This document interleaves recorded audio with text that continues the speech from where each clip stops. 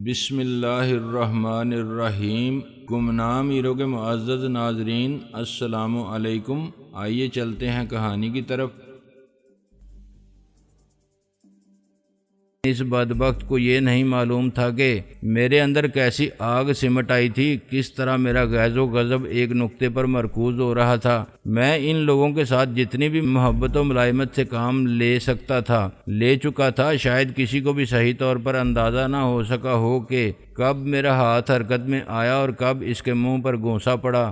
مجھے خود معلوم نہیں تھا کہ اس گونسے کے پیچھے صرف میری ہی طاقت مرکوز تھی یا کوئی اور پراسرار طاقت بھی سمٹ آئی تھی۔ جب مجھے کچھ زیادہ ہی توہین کا احساس ہوتا تھا تو پھر میرا جوابی حملہ کچھ ایسا ہی ہوا کرتا تھا۔ گونسا اس کے منہ پر پڑا تو خود کو پہاڑ سمجھنے والا اپنی جگہ سے کم از کم 1 فٹ اونچا اچھلا اور یوں جا کر پچھلی دیوار سے ٹکرایا جیسے کسی نے ربڑ کے گڈے کو اٹھا کر دیوار پر دے مارا ہو۔ دیوار سے ٹکرا کر وہ مردہ چھپکلی کی طرح پٹ سے گرا اور وہیں ساکت ہو گیا۔ مجھے خود بھی ایک لمحے کے لیے یقین نہ آیا کہ میرے صرف ایک گونسے نے یہ کام دکھا دیا تھا۔ اس طویل و عریض حال میں موت کا سناٹا چھا گیا۔ بس وہ چند لمحے ہی سکوت میں گزرے، اس کے بعد تو حال میں گویا بنچال سا آ گیا۔ وحشیوں کا پورا غول یکدم مجھ پر ٹوٹ پڑا۔ صرف جانو الگ ہو کر ایک کونے میں کھڑا ہو کر گویا تماشا دیکھنے لگا۔ باقی سب مجھ پر پل پڑے لیکن میں ان کے قابو میں نہیں آیا۔ کسی کو میں نے ہوا میں اچھالا اور کسی کو ایسا گونسا رسید کیا کہ وہ بری طرح ٹکراتا ہوا ڈھیر ہوا اور اپنے ہی ساتھیوں کے پیروں تلے کچلا جانے لگا۔ میں نے خوار سی صورت والے کو بھی اپنے اوپر جھپٹتے دیکھا، لیکن اس میں جتنی تیزی تندی اور خونخواری نظر آ رہی تھی اتنی ہی جلدی اس کی چھٹی ہو گئی۔ ایک ہی گونسے میں اس کی شکل بدلتی ہوئی سی دکھائی دی۔ وہ ہجوم میں ایک طرف کو گرا اور پھر دکھائی نہیں دیا۔ میں گونسے لاتیں ٹکریں سب کچھ چلا رہا تھا اور جس داؤ کا بھی موقع مل رہا تھا وہ استعمال کر رہا تھا۔ حال میں چیخیں، گراہٹیں اور کراہیں ابھر رہی تھیں، گلاس ٹوٹ رہے تھے، بوتلیں لڑک رہی تھیں۔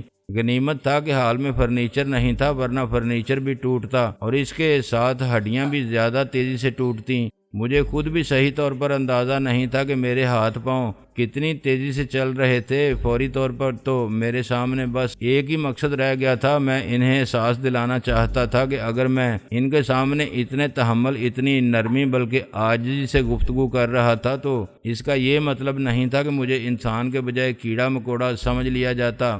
مجھے یہ بھی معلوم نہیں تھا کہ مجھ پر بھی گونسے اور لاتیں وغیرہ برس رہی تھیں یا نہیں۔ اسی دوران میں نے ان سے کسی کو چھت کی طرف اچھالا۔ چھت ویسے بھی کچھ زیادہ اونچی نہیں تھی۔ وہ سیدھا چھت سے جا ٹکرایا اور نیچے واپس آیا تو اپنے ساتھ فانوس بھی لے آیا۔ فانوس نیچے گر کر کچھ بکھر سا گیا۔ اس دوران حال کا اندرونی دروازہ کھل چکا تھا۔ میں نے سونیا کو دروازے میں کھڑے دیکھا۔ میں اس کی صرف ایک جھلک ہی دیکھ سکا۔ ظاہر تھا اس وقت میں اس کی طرف ٹکٹکی باندھ کر تو نہیں دیکھ سکتا تھا۔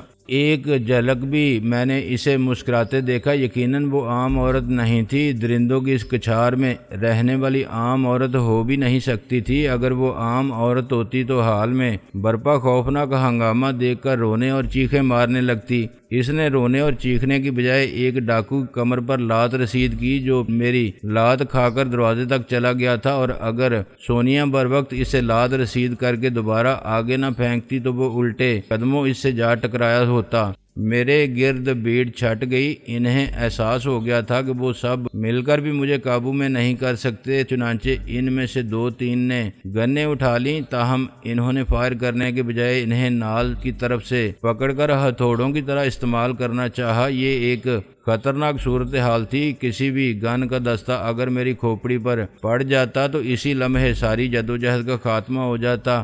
میں نے چند سیکنڈ ان واروں سے بھی نہ صرف اپنے آپ کو بچایا بلکہ ایک کی گھومتی ہوئی گن کا دستہ دوسرے کی کمر پر بھی پڑوا دیا۔ وہ بلبلا کر اوندے منہ ڈھیر ہو گیا۔ اس کے ساتھ ہی اگر میں پیچھے ہٹ کر دیوار سے نہ لگ گیا ہوتا تو تیسرے آدمی کی گمائی ہوئی گن کا دستہ میری کھوپڑی کو کم از کم 2 حصوں میں تو تقسیم کر ہی دیتا، لیکن ادھر اس کی گن نیچے گئی اور ادھر میں نے اس کی پسلیوں میں لات رسید کی۔ وہ تقریباً جانو کے قدموں میں جا گرا۔ دفتن جانو، داڑا بند کرو یہ دینگا مشتی۔ اس کا انداز کچھ ایسا ہی تھا جیسے اب تک وہ کوئی دلچسپ تماشا دیکھ رہا تھا، لیکن چونکہ وہ ایک سنجیدہ متعین شخص تھا اس لیے تماشے کے بارے میں کھل کر اپنے جذبات کا اظہار نہیں کر سکتا تھا۔ لیکن اب تماشا اس کی مرضی کے بالکل برعکس رخ اختیار کر گیا تھا۔ اب اسے روکنا ضروری ہو گیا تھا۔ جو لوگ ابھی تک حرکت کرنے کے قابل تھے وہ رک گئے۔ مجھے اپنے سامنے ہی ایک کلاشنکوف پڑی نظر آئی۔ میں اسے اٹھانے کے لیے جھکا ہی تھا کہ جانو کی سرد آواز سنائی دی، اب زیادہ ہوشیار بننے کی بھی ضرورت نہیں، میں نے اس کی یہ لڑائی بند نہیں کرائی ہے۔ میں جھکتے جھکتے بروقت ہی رک گیا کیونکہ مجھے جانو کے ہاتھ میں ٹیٹی نظر آ گیا تھا۔ اس کے چہرے پر برہمی تھی، یہ برہمی شاید میرے لیے بھی تھی اور اپنے ساتھیوں کے لیے بھی، لیکن اس کے عقب میں کھڑی سونیا میری طرف دیکھتے ہوئے دوستانہ سے انداز میں مسکرا رہی تھی۔ اس کی آنکھیں کچھ مخمور سی تھیں اور ان کے گرد حلقے تھے۔ وہ اب بھی سگریٹ ہولڈر انگلیوں میں دبائے کھڑی تھی۔ میں نے اس کی طرف دیکھا تو اس نے سگریٹ کا کش لیتے ہوئے مجھے آنکھ ماری۔ میں گڑبڑا کر رہ گیا۔ میں نے اپنے چہرے سے کسی تاثر کا اظہار نہیں ہونے دیا تھا، لیکن جانو کو شاید اندازہ ہو گیا تھا کہ کوئی اس کے عقب میں موجود تھا۔ اس نے گردن ذرا ترچھی کر کے سونیا کی طرف دیکھا اور ناگواری سے حکم دیا، تم یہاں کھڑی کیا کر رہی ہو، اندر جاؤ۔ شو ختم ہو گیا کیا؟ وہ اطمینان سے بولی۔ شو کی بچی، جانو نے دانت پیسے، میں کہتا ہوں اندر جاؤ۔ وہ ذرا بھی معروب ہوئے بغیر اسے بھی آنکھ مار کر بولی، میں تو کہتی ہوں تم اب گروہ کی سرداری سے ریٹائرمنٹ لے لو اور اس جوان کو سردار بنا دو۔ اس نے میری طرف اشارہ کیا۔ اس کی انگلیوں میں ہیروں کی انگوٹھیاں جگمگا رہی تھیں۔ اسے سردار بنا کر شاید تم زیادہ فائدے میں رہو۔ یہ تو پورا فلمی ہیرو ہے، ریڈی میڈ سردار ثابت ہوگا، اس پر محنت نہیں کرنی پڑے گی۔ ایک تو تمہیں موقع محل دیکھے بغیر ہر وقت بکواس کرنے کی عادت ہے۔ جانو برہمی سے بولا، میں کہتا ہوں اندر جاؤ۔ جا رہی ہوں، وہ ناک چڑھا کر بولی، میں جانتی ہوں مجھے تو اندر ہی پڑے پڑے گل سڑ کر مرنا ہے۔ اس نے کھٹ سے دروازہ بند کر لیا۔ اس دوران جانو کے ایک آدمی نے میرے قریب پڑی ہوئی کلاشنکوف اور دوسری 2-3 گنیں بھی اٹھا لی تھیں۔ اب کوئی گن میری رسائی میں نہیں تھی، کم از کم آسانی سے تو میرے ہاتھ نہیں لگ سکتی تھی۔ مجھے اپنے جسم میں کئی جگہ چوٹوں کا درد محسوس ہو رہا تھا، چہرے پر چپچپاہٹ بھی محسوس ہوئی۔ ہاتھ پھیر کر دیکھا تو اندازہ ہوا کہ میرے نچلے ہونٹ سے خون رس رہا تھا۔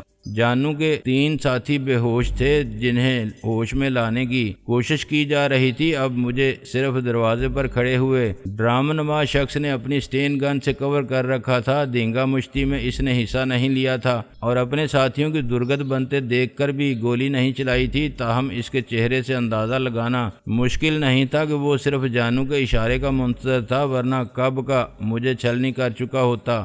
جانو نے ٹیٹی دوبارہ اپنے لباس میں کہیں چھپا لیا تھا اور کسی پرجلال لیکن متفکر شہنشاہ کی طرح کمر پر ہاتھ باندھ کر ٹہلنے لگا تھا۔ خمیسو اسی طرح بے حس و حرکت پڑا تھا۔ اسے ہوش میں لانے کی کوششیں کی جا رہی تھیں لیکن وہ ابھی تک کسمسایا بھی نہیں تھا۔ شاید دیوار سے ٹکرا کر اس کے سر میں کچھ زیادہ چوٹ آ گئی تھی، لیکن جانو کو اس کے یا اپنے کسی بھی بے ہوش ساتھی کے بارے میں شاید کوئی تشویش نہیں تھی۔ چند لمحے بعد جانو ٹہلتے ٹہلتے رک گیا اور پرخیال انداز میں میری طرف دیکھتے ہوئے بڑبڑایا، مجھے لگتا ہے تم سچ بول رہے ہو۔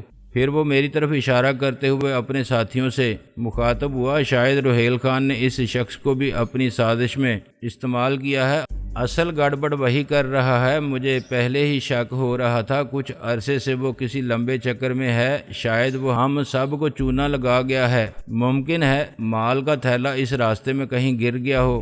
میں نے خیال ظاہر کیا۔ میں اب بھی روہیل خان کا دفاع کرنے کی کوشش کر رہا تھا، لیکن یہ محض ایک رائے تھی۔ مجھے روہیل خان پر اب اندھا بھروسہ نہیں رہا تھا۔ جانو عجیب سے انداز میں مسکرایا، اس نے تمہیں مروانے میں کوئی کسر نہیں چھوڑی اور تم اب بھی اس کی پوزیشن صاف کرنے کی کوشش کر رہے ہو۔ بہت ہی سادہ آدمی معلوم ہوتے ہو۔ شکر ہے تمہیں میری سادگی اور سچائی کا احساس تو ہوا۔ میں نے طویل سانس لے کر کہا، تم پہلے بھی اتنی ہی معقولیت سے بات کر سکتے تھے، اتنی دما چوکڑی مچانے اور اتنا ہنگامہ برپا کروانے کی کیا ضرورت تھی؟ सच्चाई को ज़रा परखना भी पड़ता है ना। वो बदस्तूर मुस्कुरा रहा था। वो बदबख्त कुछ अजियत पसंद मालूम होता था। वो गोया मुझ समेत सब लोगों की हालत से महजूज होते हुए मुस्कुरा रहा था। आदमी के बारे में अगर दिल मान भी रहा हो कि वो सच बोल रहा है, तब भी ठोंक बजाकर देख लेने में क्या हर्ज है। तुम्हारे ख्यालात पुलिस वालों से बहुत मिलते हैं, मैंने कहा। बाज़ औक़ात इन्हें भी मालूम होता है कि मुल्ज़िम सच बोल रहा है, इसके बावजूद वो अपने अकूबत खानों में इसका हशर ख़राब करते रहते हैं। चलो ये भी अच्छी बात है कि तुम्हें पुलिस वालों की आदत का भी अंदाज़ा है। अब तुम अच्छी तरह समझ सकते हो कि जब तुम इंस्पेक्टर रहीम गुल के हत्थे चढ़ोगे तो तुम्हारा क्या हशर होगा। जानू गोया इस वक़्त का तसव्वुर करते हुए महजूज हो रहा था। दूसरे ही लम्हे वो संजीदा होते हुए बोला, तुम ये हमकाना ख्याल दिल से निकाल दो कि माल का थैला रोहेल खान से कहीं गिर गया होगा। डाकुओं के हथियार गिर जाते हैं, वो जान दे देते हैं, लेकिन माल को गिरने नहीं देते। अगर किसी तरह ऐसा हो भी जाता तो रोहेल खान सीधे साधे तरीके से हमें पैगाम भी भिजवा सकता था कि ऐसा हो गया है, लेकिन इसे मालूम है कि अगर ऐसा कोई वाक़या हो जाए तो हम डाकू लोग अपने तौर पर इसकी तहकीकात करते हैं कि कि ऐसा हुआ है या हमारा कोई साथी हमें चक्कर देने की कोशिश कर रहा है। रोहेल खान के दिल में चोर होगा, इसलिए इसने ऐसा पैगाम नहीं भेजा। फिर वो सर झटक कर बोला, खैर इस मामले को सिर्फ रोहेल खान ही हल कर सकता है, लेकिन फिलहाल हम इसकी तरफ नहीं जा सकते। इसमें बड़ा खतरा है। शायद अब तक इलाके में पुलिस ही नहीं, रेंजर भी फैल चुके हों, और अगर रोहेल खान का जहन साजिश के रास्ते पर चल ही पड़ा है तो शायद इसने हमारे लिए भी कोई बंदोबस्त किया हो, हमें फंसवाने या मरवाने की कोई तरकीब सोच रखी हो। अभी कुछ दिन हमें अपने अपने बिल में सर छुपाकर ही रहना होगा। वो एक लम्हे के लिए खामोश हुआ और कुछ सोचकर बड़ी बेपरवाही से बोला, अब तुम जा सकते हो। अंदाज कुछ ऐसा ही था जैसे कोई सेठ साहब मुलाजमत के किसी उम्मीदवार का रस्मी सा इंटरव्यू लेकर फारग हुए हों और जान छुड़ाने के लिए कह रहे हों कि अब तुम जा सकते हो। ये बात तुम पहले भी कह सकते थे, इतनी मारपीट कराना जरूरी था, मैंने नागवारी से कहा। शुक्र करो अब भी कह रहा हूँ, वो तुंद लहजे में बोला। तुम तो बहुत ही नाशुक्रे मालूम होते हो, अपने पैरों पर चलकर सही सलामत जा रहे हो, इस पर खुदा का शुक्र अदा नहीं कर रहे। खुदा का शुक्र तो मैं अदा कर रहा हूँ, काश तुमने ऐसा सलूक किया होता कि तुम्हारा शुक्रिया भी अदा कर सकता, मैंने कहा। इतने मशकूक नज़र आने के बावजूद इस डेरे से जिंदा जा रहे हो, तुम्हें अंदाज़ा ही नहीं है कि ये कितना ज़्यादा शुक्र का मुकाम भी है और शुक्रिया का भी। जानू गुर्राया। इसी दौरान मेरी नज़र अंदरूनी दरवाजे की तरफ गई। मैंने देखा सोनिया एक बार फिर दरवाजे पर खड़ी थी। अब इसका अंदाज ज़रा मुख्तलिफ था। सिगरेट होल्डर इसके हाथ में नहीं था, वो दोनों हाथ बगलों में दिए गर्दन टेढ़ी किए कुछ इस तरह खड़ी थी, गोया कोई बच्ची क्लासरूम में ब्लैक बोर्ड पर लिखा हुआ सवाल समझने की कोशिश कर रही हो। मैंने इसकी तरफ देखा तो वो हमदर्दाना से अंदाज में मुस्कुरा दी। इसने सिर्फ मुस्कुराने पर ही इक्तफा नहीं किया, बल्कि बड़ी अदा से मेरी तरफ कदम भी बढ़ाने लगी। इसकी चाल में बड़ा तिलस्माती सा रिदम था, जैसे वो किसी ऐसी मौसीकी की धुन पर कदम उठा रही हो जो सिर्फ इसे ही सुनाई दे रही थी। मगर दूसरे ही लम्हे मुझे कुछ यूं लगा जैसे इसका तो अपना वजूद ही मुख्तलिफ साजों का एक हसीन मजमुआ था। हर साज की अपनी एक लय, अपनी एक धुन थी, जो साज की गिरफ्त से निकलकर अलग अलग सिमतों में प्रवाज कर जाना चाहती थी, मगर ना जाने कौन सी कुव्वत इन सारी थिरकती सदाओं को एक सरापा में समेटे हुए थी। करीब आकर इसने सबकी चुभती हुई नज़रों को नज़र अंदाज करते हुए अपने स्कर्ट की जेब से एक खूबसूरत और खुशबूदार रुमाल निकाला और मेरा मुंह पूंछने लगी। मेरी कमीज के बटन टूट चुके थे, एक बटन बाकी था, वो भी लटक रहा था, गिरेबान फट चुका था। लेकिन सोनिया ने मेरा मुंह पूंछने के बाद इस लटके हुए बटन की मदद से मेरे गिरेबान को किसी हद तक बंद करने की कोशिश की। ये सारा अमल बेहद खूबसूरत था। फिर वो सर उठाकर नशीली सी आंखों से मेरी तरफ देखते हुए बोली, तुम शायद और ही नहीं खुशकिस्मत भी हो, तुम्हारी जगह कोई और होता तो इस वक्त करीब ही जंगल में कहीं इसकी कब्र खुद रही होती। लेकिन होशियार रहना, शायद जानू ने तुम्हारे लिए इससे बुरा कोई अंजाम सोच रखा हो। میں حیران ہوئے بغیر نہ رہ سکا۔ وہ جانو کے سامنے ہی مجھے جانو کے کمینے پن سے خبردار کر رہی تھی۔ وہ واقعی عجیب عورت تھی۔ جانو شعلہ بار نظروں سے اس کی طرف دیکھتے ہوئے داڑا، اب بس بھی کرو، اب کہیں سے لٹا کر اس کی مرہم پٹی مت شروع کر دینا۔ کوئی بھی اچھا سا چہرہ دیکھتے ہی تمہاری ہمدردیاں جاگ اٹھتی ہیں۔ اپنے آپ میں رہا کرو ورنہ کھال کھینچ کر کسی درخت پر لٹکوا دوں گا۔ سونیا نے یوں اس کی طرف دیکھا جیسے ظاہر کرنا چاہتی ہو کہ اسے جانو کی کوئی پرواہ نہیں، لیکن اس کی آنکھوں میں لرزتی ہوئی کچھ پرچھائیاں بتا رہی تھیں کہ دل ہی دل میں وہ اس سے خوفزدہ ضرور تھی۔ اس نے برا سا منہ بنا کر اونہ کہتے ہوئے پاؤں پٹکا، لیکن واپس دروازے پر چلی گئی۔ تاہم وہ اندر نہیں گئی، چوکھٹ سے لگ کر کھڑی ہو گئی۔ جانو برہمی سے میری طرف دیکھتے ہوئے گرجا، اب دفعہ بھی ہو جاؤ یہاں سے، یہاں کھڑے کھڑے تم ہیرو نہیں بن جاؤ گے۔ اس عورت کے چکر میں نہ آنا، مردوں کو یوں ہی الو بنانا اس کا مشغلہ ہے۔ یہ مت سمجھ لینا کہ سچ مچ تم پر فدا ہو گئی ہے۔ میں خاموش رہا۔ اگر سونیا سچ مچ بھی مجھ پر فدا ہو جاتی تو میرے لیے کیا فرق پڑتا تھا؟ میں تو اس وقت کچھ اور ہی طرح کے حالات میں پھنسا ہوا تھا۔ میری ضرورتیں کچھ اور ہی تھیں۔ زندگی کی کٹھنائیوں میں رومانس کے تصور کی سنسنی بھی کہیں کھو گئی تھی۔ جانو اب بغور میرا چہرہ دیکھ رہا تھا۔ میں کوشش کر رہا تھا کہ میرا چہرہ سپاٹ رہے۔ ایک لمحے کی خاموشی کے بعد وہ تیزی سے بولا، اگر تم واقعی سچے ہو اور اس علاقے میں اجنبی ہو تو جلد از جلد یہاں سے نکل جاؤ، کسی شہر کا رخ کرو ورنہ بے موت مارے جاؤ گے۔ رحیم گل جلد ہی کمک طلب کر کے اس علاقے کو کھنگال ڈالے گا، چاہے اس کام میں اسے مہینوں لگ جائیں۔ کوئی بعید نہیں کہ اب تک وہ کمک طلب کر چکا ہو۔ وہ خود بھی کسی گروہ سے کم نہیں، وہ اکیلا ہی ایک پلٹن کے برابر ہے۔ اس سے نمٹنا تو صرف ہم جانتے ہیں۔ تم اس کی دسترس سے دور جانے کی فکر کرو۔ مجھے تم پر رحم آ گیا ہے، اس لیے تمہاری جان بھی بخش دی ہے اور صحیح مشورہ بھی دے رہا ہوں۔ حالانکہ اس وقت مجھے غصہ نہیں آ رہا تھا، میں اپنا غصہ ان لوگوں پر نکال چکا تھا، لیکن نہ جانے کیوں غیر ارادی طور پر میرے منہ سے نکلا، اپنے پاس ہی رکھو، اپنا رحم بھی اور اپنا مشورہ بھی۔ میں ان میں سے ہر ایک کی شکل بہت غور سے دیکھ چکا تھا اور میری آنکھیں کیمرے کی طرح وہ سب بے ہنگم سی شکلیں یادداشت کے انتہائی محفوظ خانوں میں ترتیب وار ڈالتی جا رہی تھی۔ مجھے یقین تھا کہ میں ان میں سے کوئی سی بھی شکل کبھی نہیں بھولوں گا۔ محبت بھی بڑے کرشمے دکھاتی ہے اور نفرت بھی۔ محبت کے بنائے ہوئے نقوش بھی کبھی نہیں ملے اور نفرت کے بنائے ہوئے بھی۔ ان سب سے مجھے بڑی نفرت محسوس ہوئی تھی۔ وہ سب مسکرانہ سی نظروں سے میری طرف دیکھ رہے تھے اور شاید میرے مجبور غصے سے محظوظ ہو رہے تھے۔ میں تیزی سے مڑا اور دروازے کی طرف بڑھا، لیکن رامنما شخص سٹین گن کا رخ میرے سینے کی طرف کیے میری راہ میں حائل تھا۔ عقب سے 4 اور ڈاکو گنے لیے میرے قریب آ گئے۔ ان میں سے ایک بولا، ایسے نہیں میری جان، جیسے آئے ہو ویسے ہی جاؤ گے، ایسے بھی کیا جلدی ہے۔ وہ مجھے باہر لائے۔ 3 آدمی مجھے گنوں کی زد پر لیے کھڑے رہے، جبکہ ایک نے دوبارہ ہاتھ پشت پر باندھ دیے اور میری آنکھوں پر سیاہ کپڑا بھی لپیٹ دیا گیا۔ سہارا دے کر مجھے گھوڑے پر بٹھایا گیا۔ چند لمحے بعد گھوڑا چل پڑا۔ میں دوسرے گھوڑوں کی ٹاپوں کی آواز بھی سن رہا تھا۔ وہ چاروں ہی غالباً میرے ساتھ جا رہے تھے۔ پیرل خمیسو اور مستی خان میں سے کوئی ان میں شامل نہیں تھا۔ اس بار سفر مجھے پہلے سے زیادہ طویل محسوس ہوا۔ خدا خدا کر کے ایک جگہ گھوڑا رکا اور انہوں نے میری آنکھوں سے کپڑا کھول دیا۔ میرا خیال تھا کہ وہ مجھے وہیں لے جا کر چھوڑیں گے جہاں سے لے کر آئے تھے۔ جانو کہ اس اڈے سے میرے لیے حاصلہ آباد جانا آسان ہوتا، لیکن وہ لوگ اب مجھے کہیں اور ہی لے آئے تھے۔ شام کے سائے گہرے ہو چلے تھے اور اس دھندلکے میں جہاں تک نظر کام کر رہی تھی ویرانی ہی دکھائی دے رہی تھی۔ بہت دور کہیں چٹانوں کے ہیولے دکھائی دے رہے تھے۔ سورج تقریباً ڈوب چکا تھا، تاہم ابھی شفق کی سرخی سے سمت کا اندازہ کرنا زیادہ مشکل نہیں تھا۔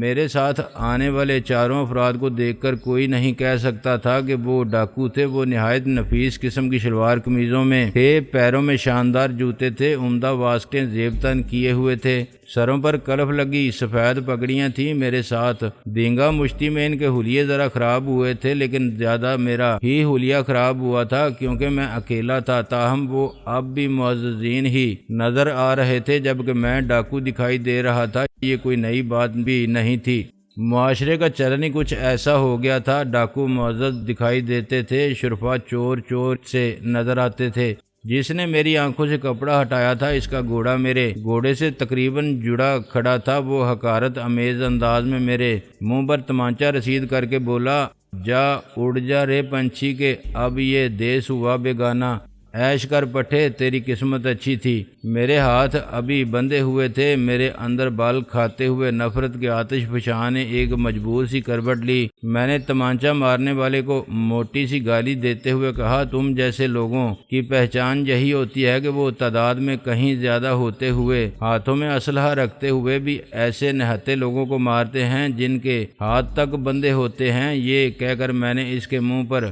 تھوکنے کی بھی کوشش کی، لیکن اس نے پھرتی سے سر جھکا کر اپنا آپ کو بچا لیا۔ وہ سیدھا ہو کر شفاقانہ انداز میں مسکراتے ہوئے بولا، ابھی تمہاری حسرت پوری کر دیتا ہوں۔ اس نے پھرتی سے میرے ہاتھوں کی بندشیں کھول دیں اور بولا، تمہیں شاید اپنے بارے میں بہت خوش فہمی ہو گئی ہے۔ اس بےہودہ بھگدڑ اور افراتفری میں ہم تمہیں قابو میں نہیں کر سکے اور اتفاق سے خمیسو پر بھی تمہارا ذرا صحیح ہاتھ پڑ گیا، لیکن میں خمیسو نہیں ہوں۔ یہاں ذرا کھلے میدان میں دیکھ لیتے ہیں تم کتنے پانی میں ہو۔